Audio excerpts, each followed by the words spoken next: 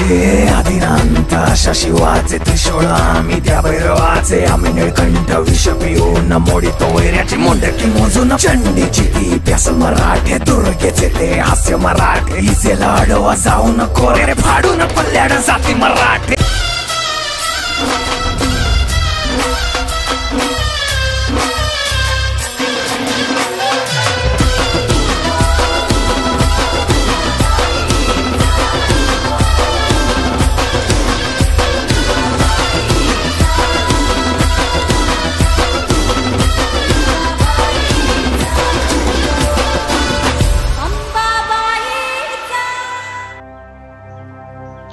बाप्पा, तुझा आगमन म्हणजे आमच्यासाठी आशीर्वादाचा वर्षाव।